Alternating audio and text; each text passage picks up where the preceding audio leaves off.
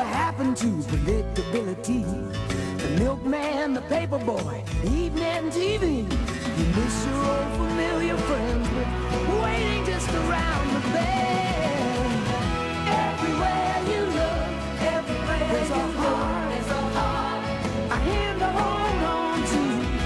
Everywhere you look, everywhere there's a lust of somebody who needs you. When you're lost out there and you're all alone, life is waiting to carry you home. Everywhere you look, everywhere you look.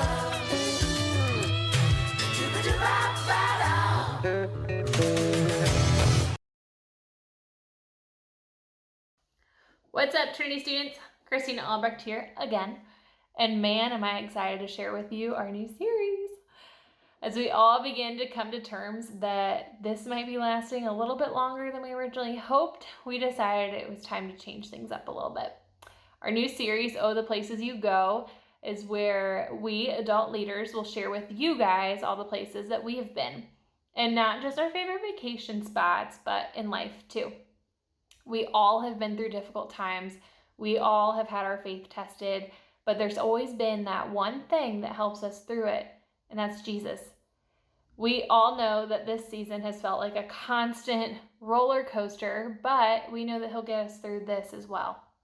And so during this series, different leaders will be sharing with you guys their faith journey, what has helped them grow, what has helped them during this quarantine, and hopefully we'll all be able to learn from each other. But another reason why we did this series is because sharing your faith journey is an amazing, real, authentic way to show others who Jesus is. By showing others what he has done through you in your life will help those that don't know him be able to understand him a little bit better. We're hoping that by us sharing our faith journeys with you, that you'll be able to begin to identify your journey. And if you need to talk through what that is, or if you feel like you want to share it with someone, but you're nervous, or if you just want to chat, you guys know how to find us by now. And if you don't have our contact info, just drop a simple hello in the comments and we'll be sure to reach out to you. We love you guys. We miss you guys. We hope you enjoy this and we look forward to seeing you next week. Bye.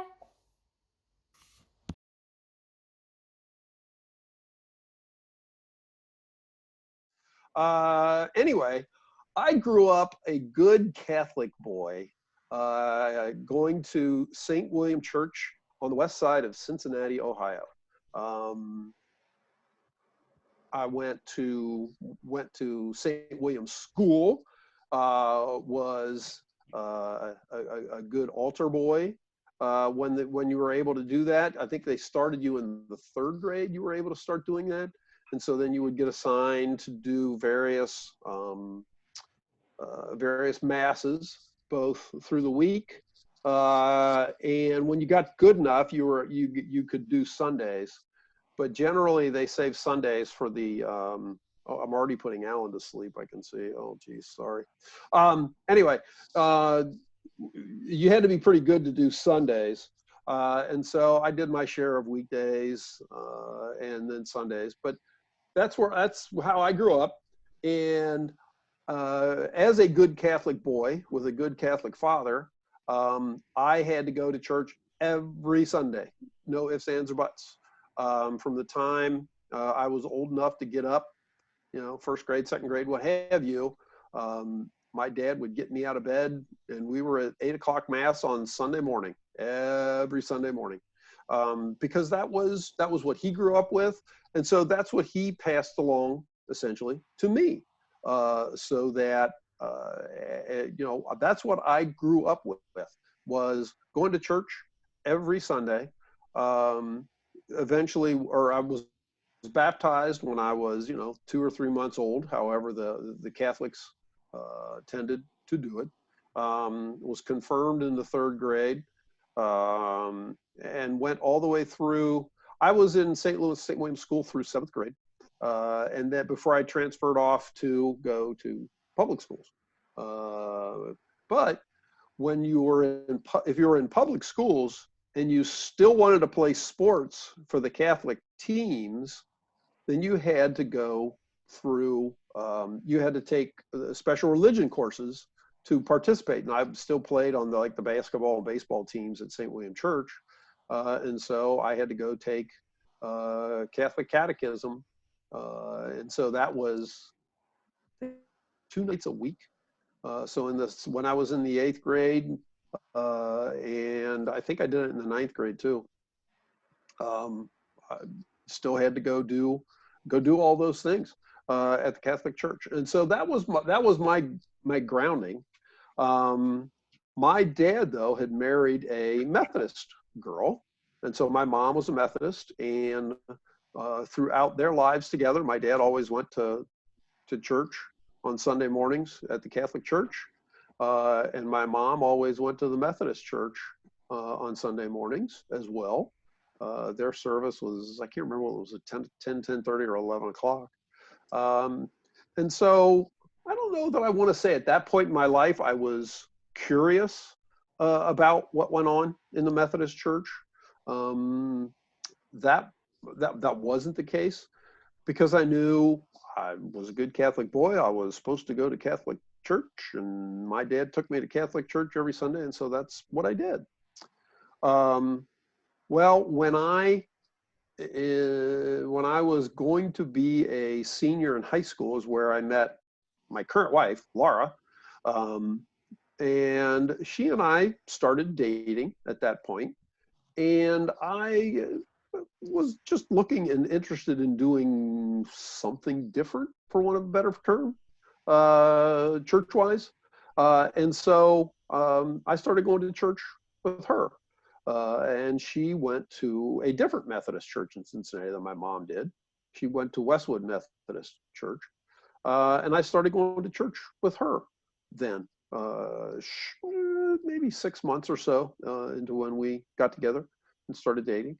And so that was my senior year in high school.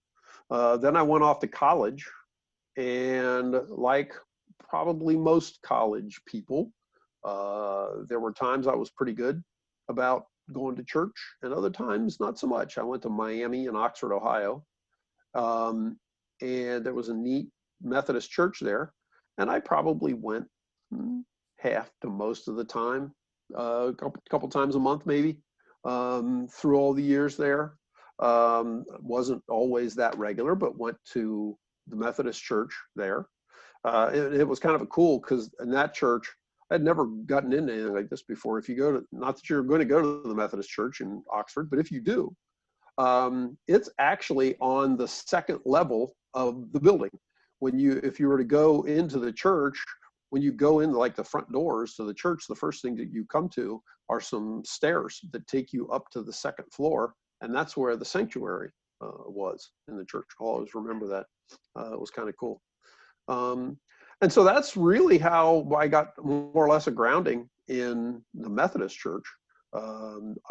Between going when I first started dating Laura, and then at Miami.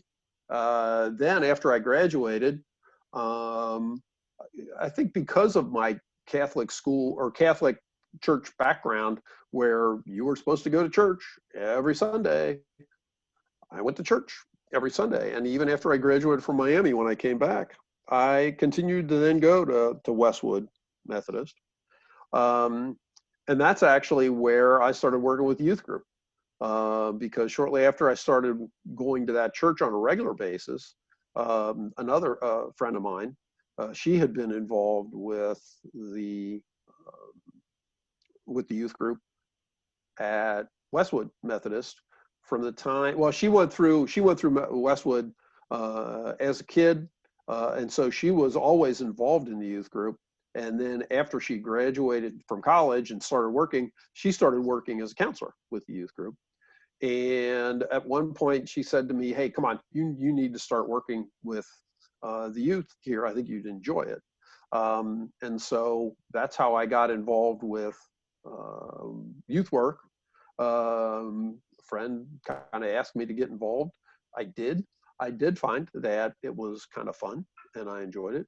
Originally, that youth group was 7 through 12 down in Cincinnati, because unlike here in Columbus, where you have middle schools that go 6, 7, and 8 generally, the junior high system in Cincinnati was 7, 8, and 9, and then you had 10, 11, and 12 for your high school years. And so youth group was 7 through 9, or I mean 7 through 12, sorry. And I started working with another couple, married couple, and I worked with the 7th graders, and really found that I enjoyed it a lot, working with middle school kids, and have always, almost always done it since. Stayed very involved with Westwood Church. Have always enjoyed the church experience, whether it's the traditional service, you know, that certainly now Trinity has. At the time, that's all that that I had ever had experience with. But between the traditional church at Westwood and then moving up here to Trinity, moving up to Columbus a couple years after I got married, and getting involved with Trinity. Initially, I wasn't involved in the youth program, mainly because I was going through law school when I first moved up here. But always made sure I got to church. Laura and I have always been very good about trying to go every Sunday. Even here now through the quarantine, I don't think we've missed an online church effort since the quarantine started. Have always been very involved. Got involved with actually the youth council at Trinity. And when we hired on Brian Edwards, going back a few years, I know some of you guys will remember that. At that point, actually, no, it was actually just prior to that, when, oh shoot, I'm not remembering her name, not Mandy's sister, because Christina's coming in, who was involved with the youth group initially. I started working with her and got involved in working with the youth group, and then continued it after we brought Brian Edwards on board, and have been doing it regularly ever since. In addition, at Trinity, I've also been involved with a variety of other organizations. Currently, I'm on the leadership board at the church. Was the chair of that for a couple of years, was the chair of the administrative board for a couple of years. And so church life has just always been something that's been a part of my life. And there's a part of me, I think, that would feel lost somewhat without it. Because I've also been involved heavily with ushering at Trinity, I have found myself spending all 3 hours Sunday morning at church. I'd come and usher at the 9 o'clock service. You know, for a while when we had Sunday school, I was teaching Sunday school at 10 o'clock. Yeah, way to go. Alan and Daniel always appreciated that, I think, and it always gave Daniel a good opportunity to catch a little more sleep in the morning. So that was always good. I think I didn't sleep as much as David did, though. No, you didn't. If David was on here, I would make that point too. Yes, you didn't sleep quite as much as David, but between the two of you, you generally were able to catch up on your sleep. And then I'd stick around for the contemporary service at 11. So I was regularly spending all 3 hours Sunday morning and enjoying every minute of it when I did that. And so now, obviously, it's been a very interesting time, I think, for want of a better term, with all that's going on in quarantining. And even the leadership board has found that, I think, a need amongst ourselves to have a little bit of extra time. I've done a few Bible studies here and there, but generally it's not something I've done. Like I said, between youth group, church on Sunday mornings, doing those kind of things, that's been it for me more than anything else. But with the quarantine, some of the leadership board folks we've been reaching out toward each other, and while we obviously have meetings, we've also then kind of extended that and had some times where we've gotten together to just kind of chat about what's going on in everybody's life. And it can be a challenge, even for the, I'd see what you'd probably call the more mature adults in the church. It's been a challenging time. And one of the first weeks we did that, as we were talking about it, Pastor Wade was involved with us as well. And he talked about, he felt that there was many things that he felt like he was lamenting. And if you watch the service, I think it was 2 weeks ago, where he talked about the lament that kind of goes through the Bible at various times. And people would lament certain things because they felt down. They felt like things were very hard for them. But he said, but yet there was always a yet that came in, and then the yet followed something else. And he talked, before he even did the sermon from a couple weeks ago, he talked about that with us on the leadership board. And when I heard that, it took me back to a time where I had worked with the youth group shortly after I got out of college, and we were doing a retreat, and we were looking for verses that I think would help you in difficult times, for want of a better term. And I found some verses in Lamentations that I shared with everybody in the week after our first meeting with all the folks that showed, all the leadership board folks that showed up. And to this day, it's something, there's about 20 verses in the book of Lamentations that I think you can rely on to give you some strength, at least as I see it. If you're totally unfamiliar with the book of Lamentations, and I would be surprised if anybody said they did or were aware of the book of Lamentations, it's a very somber book about now I can't remember whether it's the siege. It's the Babylonians were essentially destroying Jerusalem, and all of the various bad things that go along with that. And it's a book of only 5 chapters. It's very short. But in the middle of chapter 3, I need to get my phone on here to get a light, because otherwise I don't have a light here. And forgot to turn the light on in the room before I walked in. Sorry. But in the middle of chapter 3 of Lamentations, it's something that I go back to every now and then because I find that it just can give you, it can help you through difficult times, for want of a better phrase. And like I said, it talks a lot about all the various afflictions and so forth that come with the Babylonians taking down Jerusalem. But then it goes on to say, I remember my affliction and my wandering, the bitterness and the gall. I well remember them, and my soul is downcast within me. Here's the yet this I call to mind, and therefore I have hope. Because of the Lord's great love, we are not consumed, for his compassions never fail. They are new every morning. Great is your faithfulness. I say to myself, the Lord is my portion, therefore I will wait for him.